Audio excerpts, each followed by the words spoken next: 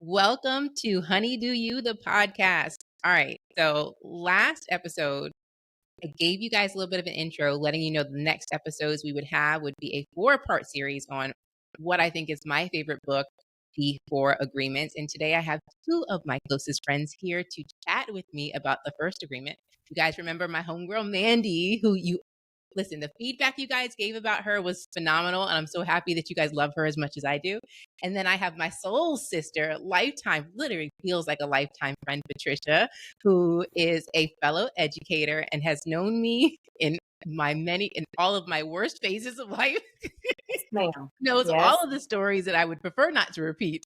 And so she is here to talk with us about the first agreement, be impeccable with your word. So welcome, ladies. Thank you. All right. The first agreement, if you're not familiar with the book, the first agreement is one that the author really says is probably the most important agreement out of all of them. And I'm going to give you guys just a brief read about what the overall view of that agreement is. So it says, speak with integrity. Say only what you mean. Avoid using the word to speak against yourself or to gossip about others. Use the power of your word in the direction of truth and love. And again, the author says that this is the most important one to honor and also the most difficult. Do you guys agree with that statement? Yes. Yes. Yeah. Give me some feedback. Why do you think this is like the hardest one to follow as far as not just the way that we talk about ourselves, but to other people? Because it's not just the verbal conversation that you're having, it's the internal dialogue. So you might have a thought or what you're saying, or maybe you're playing to your audience. There's just so much reaction to it that mindfulness doesn't have to be involved to say stupid things. I like that you said that. Mm-hmm. Oh, go ahead. I'm sorry, Patricia. I'm going to say, for me, it's so much easier to tell other people, you look so nice, or you're doing such a great job. But when it comes to yourself and being impeccable to yourself, it's not the case. You tell yourself, I don't look good in this, or I'm not doing a good job. But it's so much easier for you to tell other people all these kind and nice things and be impeccable, where you should be doing that to yourself as well. So completely agree. So I wanted to back off to that. Okay. I was going to say really quick, that whole thing with Lindsay, we talked about it before. It's where it's emotion and logic, right? Logic is the elephant rider, emotion's the elephant. And logic thinks is controlling the elephant, but the elephant sees the mouse is going to take off, right? So when you emotionally speak, so many times I've said things out of frustration or anger, or maybe I'm really in love at the moment, right? So it's so emotionally reactionary, that mindfulness thing, right? Right. And I like that you said that, because what I was thinking was that we could break it down into 2 parts. And the first part would be that first thought of how we speak about and to others. And then the second part would be how we speak to ourselves. And thinking about how we speak to others. So I was on the phone with my aunt last night, really briefly. And we only talked for like 1 or 2 minutes. And I said something. And then after I said it, I sat up for 10 minutes thinking, should I have said that? You know what I mean? Like, even in those quick moments, how often have you guys said something in a conversation at work or in passing, and then you berated yourself? Even if it was something so small, it could have been just like a joke, but you think to yourself, how do they take that, right? Do they think I'm dumb? Was that the right thing to say? How often have you said that, and that thought of what you said sits in your brain for days and hours, and you're thinking about it so much, and the people might have just let it go and moved on, but it just sits there and holds space for hours. Oh yeah, replays, they live in my head, rent-free most of the time. Yes, and Lindsay, I'm the creator of chaos in my own brain. I will call you and say, I said this, and I'm pretty sure they're upset with me. And she's like, what if they're not even thinking about that right now? What if they're moving on with their life, and you're allowing, yourself to get all upset over something that's not even a situation that you're making into a situation? I do it all the time, the time. And the 3 of us are controllers. Let's just like, we're nurturers, we're controllers. Let's just say, like, we like to control things. Perfectionist might also be another term that could coin us there. Mm-hmm. So we like to, and I hate this word, but we like to manipulate situations and conversations to play out in our favor. So if we say something, we already anticipate what that reaction should be. Well, crap, I didn't get that reaction. Maybe I didn't deliver it right. Or maybe I shouldn't have said it this way. I should have said this thing, right? So it's like we're constantly articulating and building what we want to say. So sometimes we're so mindful that it's almost in our own, like you said, Patricia, that chaos, that coordinated chaos. Yes, that And we create on our own. I remember reading an article a while back, and it was saying sometimes you respond in preparation for what you believe the person is going to say or think about you. And I think that is something that I've had to deal with in my own life. I've always tried to combat what I think people are going to say before they say it. And in preparation for that thought, I've tried to make sure that what I say is perfection, like you said, being that perfectionist. And that's something that I've had to overcome over time, and just really be authentic in the choice of wording and not have to not curate my language so much. Do you guys have that same issue where you're trying to think ahead of what somebody else says or believes about you?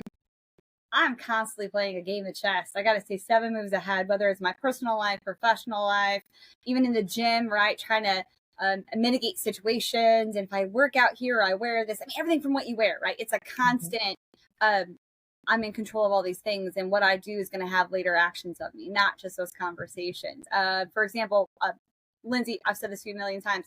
I will avoid eye contact with men all the time. Why? Why do I avoid eye contact with men? Somebody tell me. Is it that you don't want them to assume that you're looking at them out of attraction, or that you're interested? It invites conversation, right? So I want to avoid conversation. If you're having a bad day, I'm going to avoid everybody because I don't want to invite conversation and say the stuff that I'm thinking out loud, right? So it's that kind of thing. But nonetheless, just like the book kind of reiterates, whether you're saying it or thinking it, it's still happening, right? It's still going to have something. There's going to be consequences and actions from that. But definitely, I'm constantly doing it on every platform. It's a daily struggle. Patricia, are you a thinker, a header? Are you constantly? Yes, I have had whole conversations with myself, practicing a scene. Okay, so I'm going to walk up to this person. I'm going to say this. They're probably going to say that, so therefore I'm going to say this. Sometimes they don't say what I think they're going to say, so then I'm kind of stuck. I have practiced scenes in my head thousands of times for different situations, whereas I should just be natural and go and have the conversation. No, I have to predict what they're going to say. And then what am I going to say if they say this versus what if they said that? Then I got to say this instead of just being fluid and natural in a conversation. So how often are you right, or how often are you correct versus incorrect about how that conversation goes overall? Like, do you find yourself being way left field and overthinking something that ends up being really simple? Yes, most of the time. And that's just my brain. I overthink everything. I complicate everything. Whereas just be in the moment. Don't overthink every single thing you do, and it won't be overcomplicated. And I have a hard time with that. Yeah. So Really the hard. other part of this is gossip, right? Gossip is listen, I know. How often do you find yourself in that scenario? Now, sometimes I feel like what I may consider gossip is not, right? So my rule of thumb is I try not to have conversations about folks that I would not have in front of them, right? And if I do have a conversation about someone, it is not with negative connotations or statements. There's nothing negative. It's fact over feelings every single time. And we're all That's the Libra. right?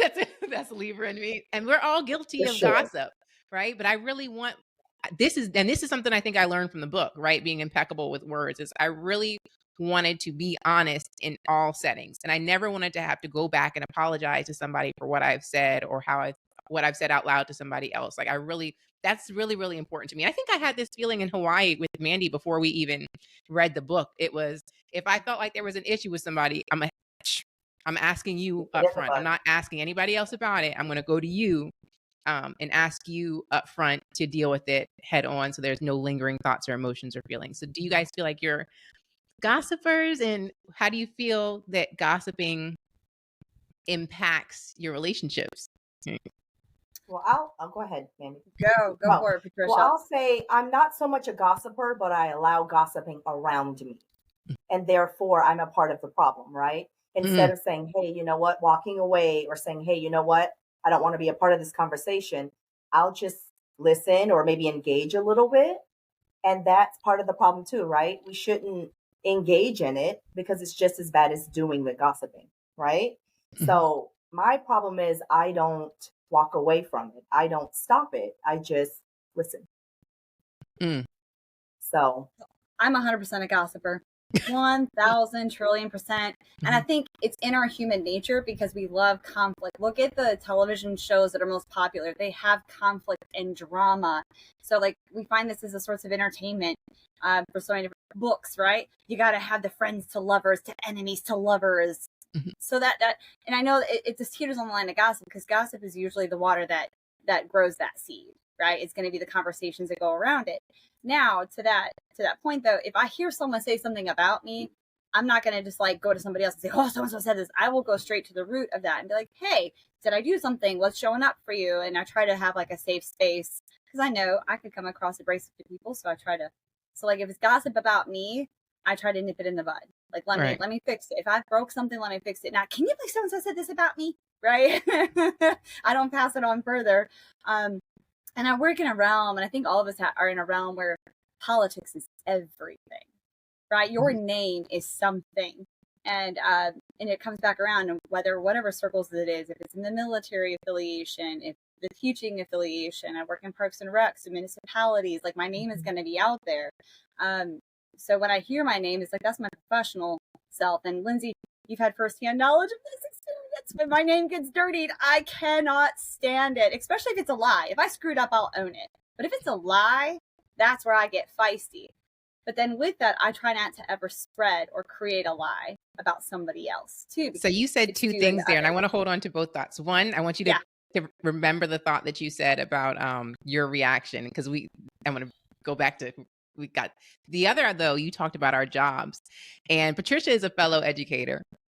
Teachers, we can be catty. We like to gossip, and we'll talk about how somebody runs their classroom, about how admin is acting.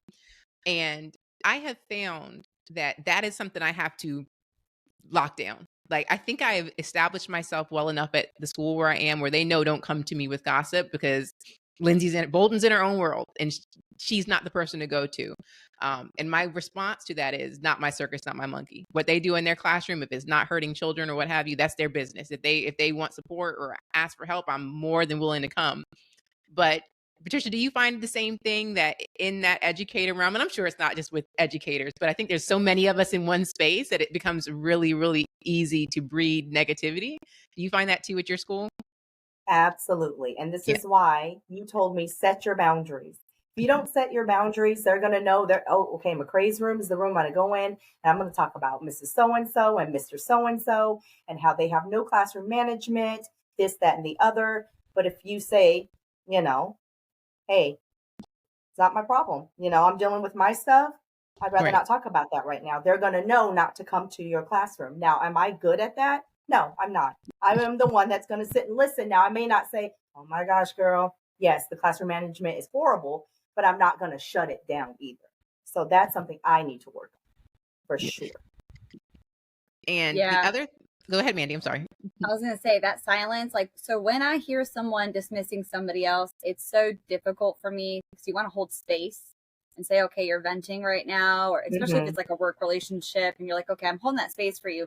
But I also don't want you to think that you have my buy-in just because I'm not telling you that you're wrong and I'm not sharing my opinion. So I will reflect it back like, oh, I see how that's your opinion. And that's something that you're going to have to struggle through. I'm, like I word it in some way to reflect it back to them, that just because I'm nodding my head does not mean I'm agreeing with you at all. Right. Because what bites me in the ass is that person, A, who's now gossiping and just venting bullshit. Melinda and I were talking and she agrees with me, blah, blah, blah, blah, blah. Like, now my name's in the circus. Damn it, right? Like, so you try to cut that off with it. Hold space, but let them know this is their thoughts, soundboard back to them. That's a big thing for me.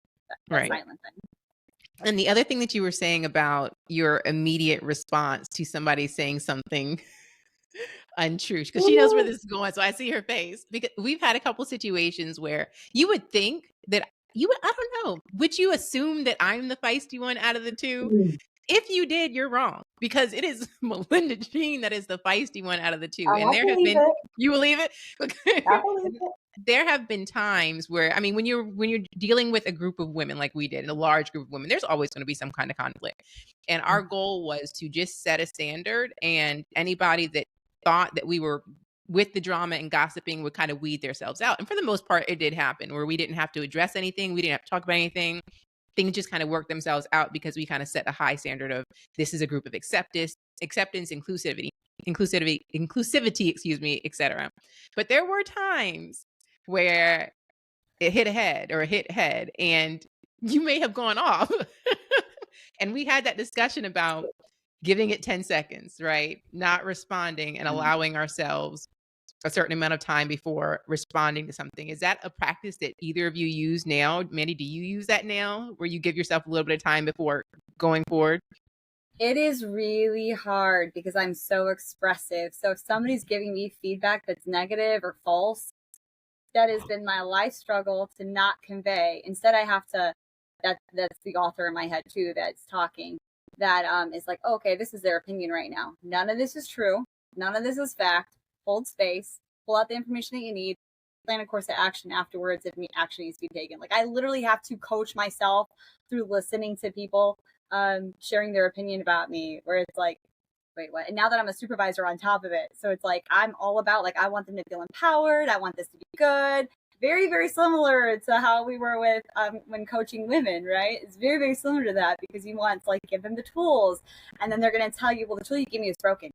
No, it's not. It's not broken. I gave you a perfectly good tool. You just don't know how to use it. Like that's defense is like my first reaction. So it's still hard to hear those things and to not respond because I'm so protective over myself. And that's who gets activated is the protector, right? Right. So yeah, that's a big thing. Whether it's a true statement or a false statement, hearing things you don't want to hear is never going to be easy, and it's going to be a lifelong challenge. Yeah. Patricia, do you pause? Slowly. I'm learning. Before, no, I have something to say. I'm skipping the chain of command. I'm going straight to the top. No, ma'am, that's not how it works. Okay, you don't email the superintendent before you email the principal. I remember that, which I have done because I was in the heat of the moment. I remember that. Oh, yes. Yeah. And you were like, "Oh, okay, you should have took a moment and thought about it." And but no, I just went from 0 to 60. I needed to say what I needed to say right then and there. Didn't take the time to think about it. And then afterwards, I thought, I probably shouldn't have handled it that way, to be honest. So I am learning. I am learning to take a minute, get my thoughts together. Who should I be addressing at this moment? And go from there. So I am learning. Full disclaimer, our Libra friend here, for everyone watching, has offered to both Patricia and I numerous times, write the email, send it to me, let me look at it. We'll pull out what we need to pull out. Yes.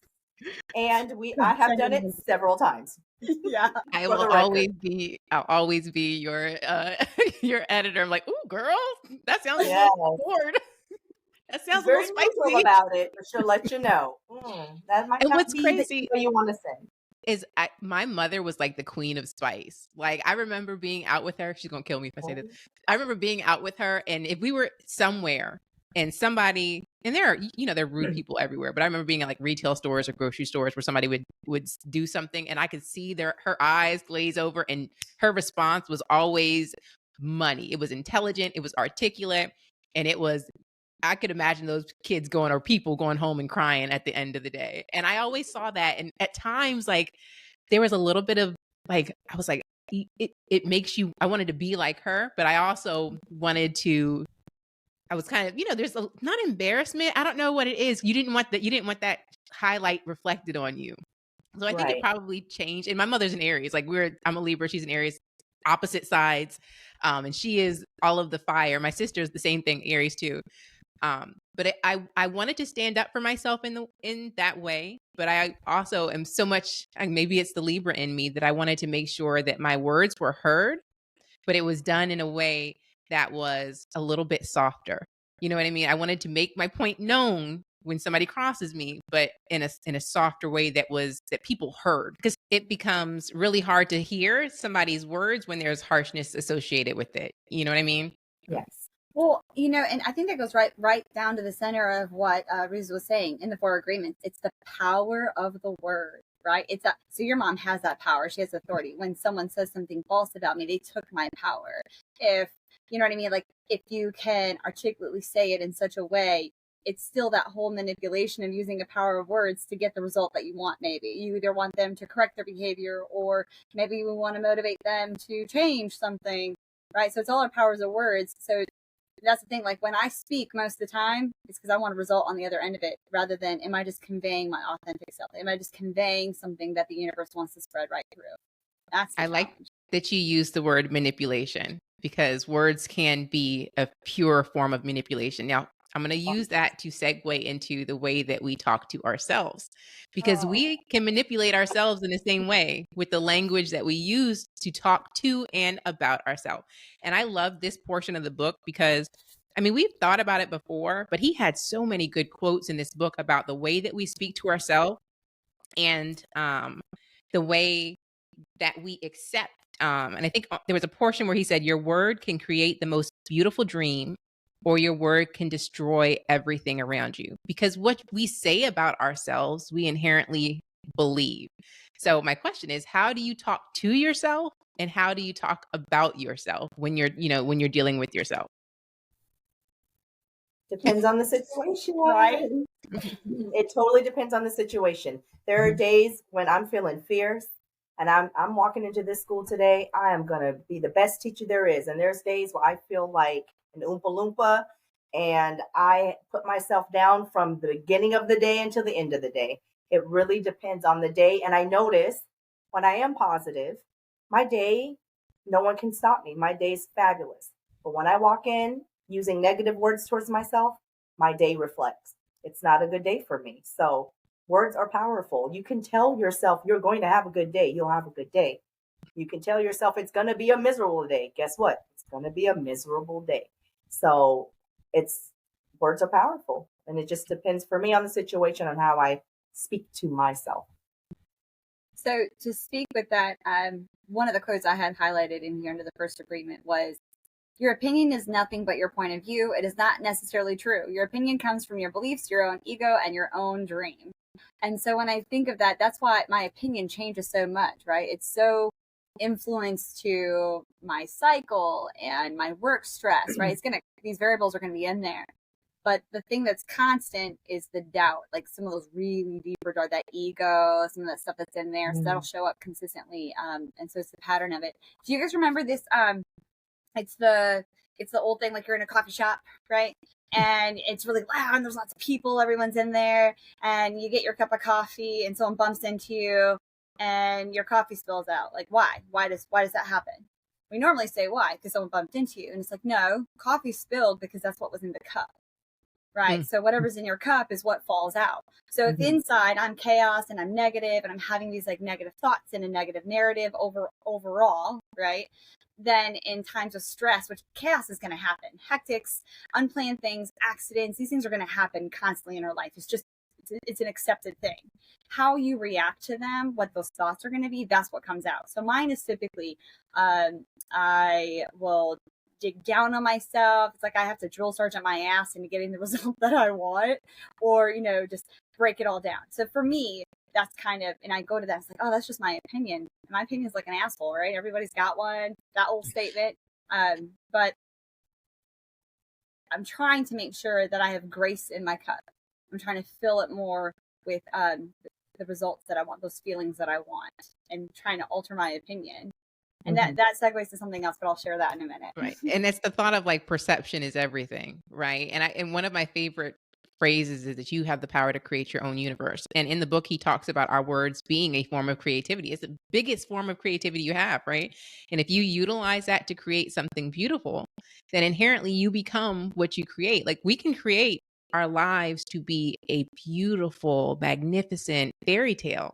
It is the way that you talk about yourself. It's the way you talk about your surroundings. It's the way that you talk about the people that are around you. And it's the way that you think about yourself. The only people that have the power to create that is us, right? And I love that. It's what you have in your cup is what comes out. So if I'm, like Mandy said, if I'm filled with negativity and I hate everything about my life and I keep saying that, my brain believes what I see. My brain believes what I say. And even if it's not true in that moment, the more we say the better things, the more it recreates the universe that we're in, right? Right. And the quote, I love this quote. Your word is pure magic and the misuse of your word is black magic. So It's in your hands, the magic you want in those words. It can be black magic or it can be pure magic. You know what I'm saying? So you can walk in those doors at work or whatever and say, it's going to be a horrible day. There's your black magic. Or you can say, you know what?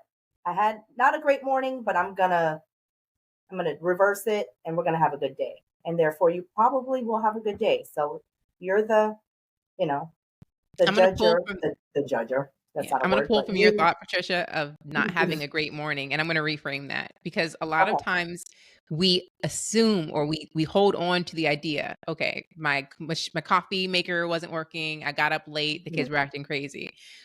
It's so easy to hone into the negativity. Flip it, right? My car started. I'm on time. I Exactly. was a little rushed, but I still look good. Like it's those Mhm. little moments of flipping the narrative within your own head and the way, again, that we speak to ourselves about situations that can really reframe that. I don't have bad mornings anymore. I don't have bad mornings anymore because there's something good about every moment, right? There is something inherently good about every single morning. So there are no more bad mornings, right? And that's just the way that we reframe the way that we speak. Because you And Lindsay, changed I the narrative. admire, I'll say, Mhm. I admire that about you, Lindsay. My brain, and this is something I just want to offer for some people, like, I have yet to achieve that level of being like, yeah, I don't have a bad morning. Instead, I'm more on the acceptance level, like, that fucking sucked. That was shit. Okay, move on. And like, just like, I'm just in the acceptance phase, like, oh, that's what's happening today. All right, well, Of course hey, that would happen. Of course. Hmm. like laughing it off, humor is mine. So if I can Yes. accept it, kind of humor it, and take it to this single moment, Mhm. that's something that I do. And if I could share with you guys this idea, I'll share the work some other time, but basically it's talking about how here we are, what middle of our lives. Maybe just we're still in the beginning of our lives. There are a couple decades to go. By the time you get your shit together to figure it out, you're already halfway through your life, right? But by the Mhm. time like you're like, so if you think of it, it's kind of like trying to do a river rescue when you're already down the river floating, and you're like, oh yeah, by the way, I needed that life jacket back there. Oh crap, I needed that over there. So you're already like you're trying to project what you're going to be able to do in the future, but you're halfway through it. So that means, in my opinion, it's, Lindsay, it goes back to those beliefs you were talking about, right? A belief comes from a thought that's repeated over and Mhm. over and over and over. And many of our beliefs, which he talks about in the book as well, is it's their agreements that we accepted because we were taught, so you have a lot of these behaviors. Where do we learn our negative narratives from, right? A lot of it could be from mentors, teachers, TV, family, Parents. Right. right. If you see your mom standing on the scale and she's like, "Oh, I'm so fat," or if you had that uncle that's like, "Oh, well, those are childbearing gifts," right? Like these things that are grooming you to make you to like lead you to believing that at some point in time you come in your life being like, I don't. When you get this book, you're like, I don't have to agree to that anymore. Right. I'm abandoning that, right? But you still have that foundation where you're halfway through your life trying to understand these things, and now you got to reverse engineer all of it. And so for Lindsay, you've gotten to this awesome level where you're like, I'm being positive. Like I'm gonna say, my cup broke. That's okay. I Mhm. got another one. Oh, this one's special too, right? Like you can find the good in it. And for me, I'm at what I call the neutralized phase. So some affirmations, and I know it goes to that positive. Some people can say affirmations like, I'm beautiful. I own the world. I'm going to speak to the truth, the things I want to come. It doesn't work for me because the moment I say that, I've got the 5,000 narratives behind it saying how that's not going to happen. This voice is so much stronger. So instead, like, let's say it's a body positivity. I can't say, oh, you're voluptuous and sexy girl. That doesn't work for me. I say, I've got a human body. I have 4 babies. Like I have to make neutralized statements, Mhm. and slowly inch my way to the affirmation that builds me, doesn't break me. Now, Mandy, Right. is affirmations and manifesting, are they two totally different things for you, or do you think they're in the same realm? 2 different things. Okay. So The you're okay with manifestation is, manifesting, yeah, but affirmation is like, affirmations is hard for you. yeah, like so affirmation is like I believe in this. This is now fact. And Mhm. manifesting is I'm going to bring this into, like when I plant that seed and water it, I know it's going to grow into something.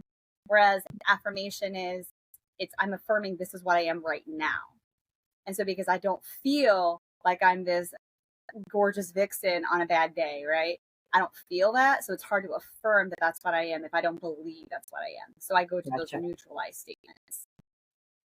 Right. Yeah. And Mandy, you really brought up like the whole premise of the book, right? Is the thought of everything in our life, what we believe about beauty, right? If we look at ourselves in the mirror and then we assume that our butt is too big, we've agreed on what beauty is based on outside surroundings. So in our heads, we're like, well, I don't really fit the narrative of what beauty is. Who says?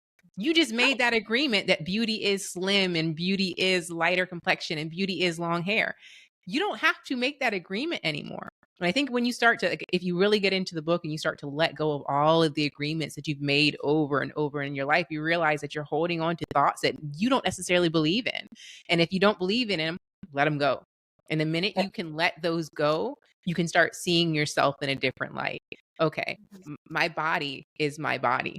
This is my shell. I'm going to take care of it because I was blessed with a healthy shell, right? But beauty has nothing to do with what this is. That's just an agreed upon notion of what it should look like when I look in the mirror, right? And I think people don't understand that agreements they don't have to be for a lifetime. You can recreate the agreement. So, maybe before you thought having a voluptuous body wasn't sexy.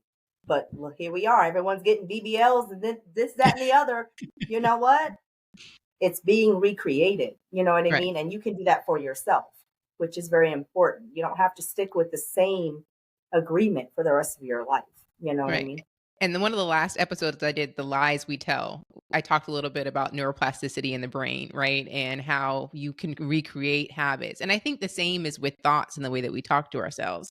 If you are used to talking to yourself in a negative way, then your brain starts to believe it and shows you things that are true, right? And the same works for positive thinking and the way that you see yourself. Is my body the way that I want it? Not 100%, right? I prefer to look more athletic. I prefer maybe to lose a couple of pounds, whatever. But if I keep telling myself, oh, Lindsay, I am so proud of how you are developing. I'm so proud of what you're capable of. I love the way that your hips are in line. After some point, even if you don't believe it, you say it enough, your brain looks for it to be true, and it looks to prove that to you over and over and over again. So in the same sense of recreating your habit, you can recreate your thought chain. You can recreate the way you talk to yourself, the way that you talk to other people, and kind of redevelop yourself as a better version of yourself. Just here. Mel Robbins, I want to say, what's her name? She wrote a book, and it was she had two. One was really, really popular, went out there, and the second was during COVID, and she was having a hard ass time getting her ass out of the bed, and how am I going to make another book? Anyway, so she goes on to share about this. But as she was coming up with a new thought, she started high-fiving herself in the mirror. So when you're trying to come up with a new thought, if you put a physical action with that thought, it actually helps anchor that new pathway, if you will. So it's like the equivalent if you're blazing a new trail and you walk just on that. Yeah, the grass will probably grow over where your feet are, but you just go ahead and start whacking that and doing something physical along the way. It's going to help your brain recreate that path and keep going. So everything from remember when we have to memorize, teachers, you guys know this when we're memorizing, right? They say look up to a certain direction, right? Or you clap the ABCs, or you do a physical thing. It helps that mind connect those two things together. So it's kind of the same idea. I think if you're trying to introduce a new agreement or a new thought, for me, that I don't necessarily believe. So have either of you ever stood in the mirror and done that self eye-to-eye conversation where you're talking to yourself while looking at yourself eye to eye? Oh yeah. I'll be honest, I have never done that. It's hard. It's really hard. Oh, me and my mirror reflection have lots of conversations. Patricia, I have my conversations with other people and what I would say to them, and I look at myself to do that. I think in some aspects, I think a lot of us, if you look at people's videos on social media, right? It's a mirror image of yourself. When we Marco, I sometimes can't look at our Marcos because I feel like I'm just talking to myself and I look like a ding dong. I said, we're going to make this audible and you guys can see the side of my face. Otherwise I get lost down a rabbit hole. But yeah, I do. I do too, but I will admit, so, I can record, but I never look at myself in my eyes when I do it. You know what I mean? I'll find different facets. I may look at this cheekbone or I may look at my teeth, but I'm never eye to eye. So I challenge you both to later on in the mirror, eye to eye. You have to look at yourself in the eyes and tell yourself these positive things about yourself. You know what's so funny, Lindsay? What? Oh, sorry, real quick. As you said, you don't look eye to eye. This whole recording, I've been looking either at you or Mandy. I have not looked in that camera to make eye contact with myself. I tell you, well, I will say, like, the one thing about recording, because I have my camera up here, I look at you guys. So if this is on YouTube, like, it looks like I'm looking randomly, but I want to make sure that I'm making eye contact with you guys and not looking in. So now I'm looking into my camera, but just so you know, I'm looking at my girls. That's what I'm looking at. All right. But the last part I want to talk about is how well do you accept positive things from other people? How well not well at all. Accept the compliment? Is your language in line when it comes to accepting compliments and positive words? Nope, I flip it right to them. Your outfit looks nice. Girl, your outfit looks nice. Your hair's so pretty. So is yours. I never say thank you. I deflect the compliment back to that person. I've done it for years. I don't know. Don't. Why is it hard for you just to accept it and say, thanks, I appreciate it. I do feel nice today.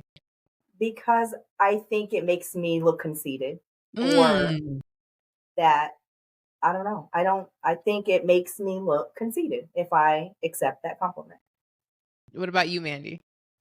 So I've experimented with this and it's really funny. So 2 parts. One, I had to do some of my own bias searching.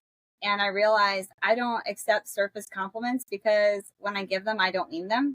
So I'm assuming that when it's given to me, it probably doesn't mean anything because it's what I give, right? So if I'm like, oh, it's nice. It's just making casual conversation, so it doesn't really have a lot of value. And when someone gives them to me, I'm like, oh, thanks. It's no different than someone saying good morning to me because that's how casually I'll give out compliments. And not that they're not meaningful, but it's casual, right? Mm-hmm. And so I don't really give them much value. And if I do hear a compliment, usually it's my internal bias where they're like, oh, I love those shoes, right? It's like, if it's something that's really, really meaningful to me and I want to make it mean more than what I would have meant. That's where I'm working on, right? So I've got my own little bias there. And then you have the second level one where, like I said, I experimented. I've done this multiple times now. When someone gives me a compliment, I'm like, I know, right? I've done that too. It does not go over well. Like, I'm looking at you like, seriously? Like, I've had a man, like a partner, whoever, like, compliment me, and then I feel fine. I feel sexy, and he'll say something nice, and I'm gonna accept. And I say, you know what? I do, and he did not like that response. So it's like, are you supposed to not? You're supposed to take the compliment, just say smile pretty, and say okay. Like, what is wrong with saying? You're damn right. I do look fine. Like, why is that a wrong? Accepted the compliment. So what's the problem, right? Well, you have to accept it and this goes to that whole like. I think that's a woman. Like, men don't want you. We have to be modest. We can accept it. We accept it, but we must do it in a polite and modest way. I don't want to do that anymore. I want to claim it. You know, I know. I'm fine, and I know what you. That's my response from there on. You're damn right. Well, it's really funny, and I know it's not totally on the 4 agreements thing, but I do want to share with you something that showed up for me, right? So typically, with my dear love of my life, if I'm like, I know, right, usually gets like a smack on the ass for that. Like, I get like I know, right, and then like he feeds into that, so he usually passes my science test there. It's other people in the public that's like, whoa, arrogant much, you know, or like I usually get like a laugh or something in response, and so I'm like, oh, whatever, that's fine. Like, I just move it on. I kind of put their opinions as not really important to me anymore. I file them away, right? Good. And I'm also in a season 2 that like I really don't want outside input to have as much meaning to me as internal input. So that's great if someone validates like, oh, this is a great project. It's like, yeah, I know. I already know that. I don't need you to tell me that. I know that. Just give me the pay raise. That's all I need. That's all you need. Right. Exactly. Right. So Will and I were out, and I was wearing your adorable it was like one of the shirts that you can find on Hyundai U. I was wearing that one. Thank you very much for the plug. Really but it had I had like my hot pink pants. It was highway. I looked all cute. Okay. And so walking down the street and looking good, and we start hearing this like really loud semi-truck like honks, and we're in a small little town, and I don't really pay no mind to it. I figure someone's like not going at the light, and then we hear it aggressively again, and this guy is in like a delivery truck, and he is shouting at me, "Girl, you look good! Oh my god, damn, dude!" Like, I'm like, wait, 2 hands, what's driving right now, right? And my immediate reaction was to look at my husband and want to apologize for dressing in such a manner that garnered that kind of attention.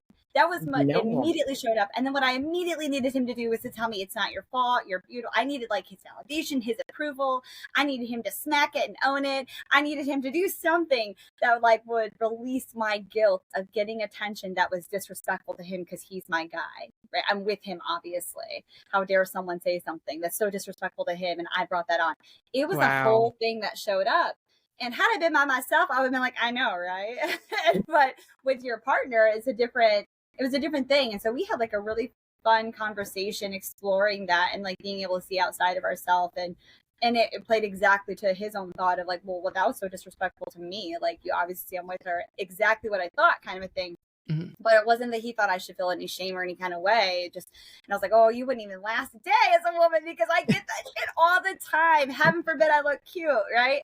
And so then you're stuck on that whole woman thing. Do I accept this compliment? Is that a compliment I want to accept? Is this appropriate behavior? But it goes into that internal dialogue and what was allowed, what's not allowed, and those agreements that I don't know when I ever agreed to them, but I find myself playing by those rules. Like, where that's so interesting.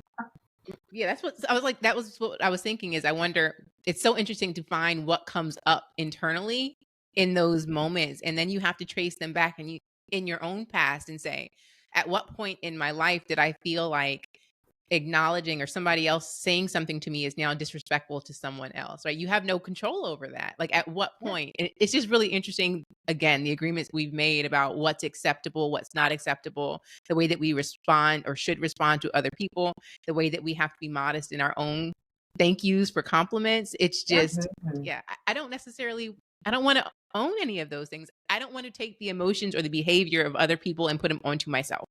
Right. I have an option whether to accept a compliment or ignore someone that acts, in that sense that he was wrong for hollering at you in front of your husband. Right.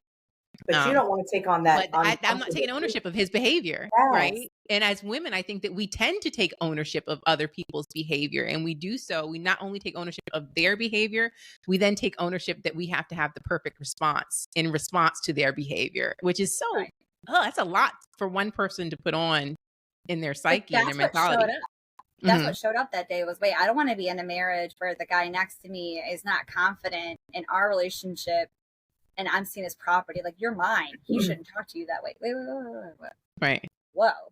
Actually, I'm my own. I'm amazing. My market value just skyrocketed. Right. I'm glad that you live here. And then side note, ask for that compliment. That just came flying out of the car. So. Right. And I do wonder what came up for your husband in those moments, not just the disrespect, but also how am I supposed to be masculine in those moments, right? Am I supposed to yell something back at him? Am I supposed to get mad and beat my chest because this is my woman? Like, so many things that both of us have to deal with in those moments, like the expectation of what a man is supposed to do to defend his woman and what he's supposed to say in those moments, in addition to how you were feeling. That's small circumstances, but big things around them, And he probably was just as uncomfortable as you were, Mandy. To be honest, he probably was like, well, what do I do? Like, do I just stand here? Do I say something? If you're married to an alpha that's like, I don't need protection, I got this. Like, takes down the truck. Jumps on the truck. I mean, and I think a lot of it, doesn't it go back to, and I think he speaks to it in his book about intent. So when we talk about our language, what is the intent? Like, when I go to gossiping, I might be gossiping because I'm sharing about something. Like, Lindsay, I'll come to you often because I know that you're so even keel. And then I also follow the rule, like, don't crap in your backyard. Like, I'm not going to complain about work stuff at work because that's my backyard. Like, we're going to go to some other circle, especially if I need, and typically my intent is, I don't know how to dissect this. I don't know where to put this. And I'm an external processor. It's got to come out. Otherwise, it's data that's going to stay inside and keep like computing. You know what I mean? And so that's the thing too, is like the intent. So a lot of times I'm very lucky to have a group of amazing women that support me, that don't look at me negatively just because I'm talking smack about somebody, or even my spouse. They won't let that be a reflection of him. They completely understand me and support me, like, ooh, Melinda's unpacking this. Let's help her unpack this. That's the important of the tribe too, is the intent behind the language is, I want to fix this and I don't know how. Right. Good. You guys are so vulnerable enough to come to us and, I'm so appreciative of you both. One, I think I have the ability, I'm lucky that I get to unpack so much of my own mental crazy and chaos with you two. You guys are typically my go tos for any of my big life events. And um, we are all, like Mandy and I said last episode that she was on with me, we're all so inherently different, but those moments and those parts of our personality mesh so well because we add aspects that we wouldn't necessarily think of on our own. And I'm just so beyond appreciative of both of you. And I am so thankful that y'all came on and chatted with me with this episode today. And I can't wait for the next one. I So, had a blast. I did was you? so nervous. I'm gonna be You did honest, so but good. the time just flew by. I'm like, this is so fun. It's like when you treat it like a conversation. People, they will Yes. either love or hate us because we are really ourselves. Who you see here is 100% who you get. But I have to tell you, Mandy, I've had people like, I want to meet her. I want to meet her. I'm like, she's coming out. She's gonna come up soon. They're like, we should all go here and there because and I feel like they're gonna say the same thing about you, Patricia. If people I got understand my big shoes energy, to fill there. no, you Missy. if folks get Miss my Missy. energy, I am the way I am because I've got amazing women that surround me like these two. And if you're not getting the concept of really community and women, this is what I mean. This right here. I love you both to the moon. And to close up, remember, ladies, that I'm gonna look at the camera for this one. You are inherently worthy, regardless of what you do, where you go, who you are with. You are inherently worthy. Remember that in the way that you speak to others and especially in the way that you speak to yourself. We love you and we'll see you later. Bye. Bye. And stop. Made it.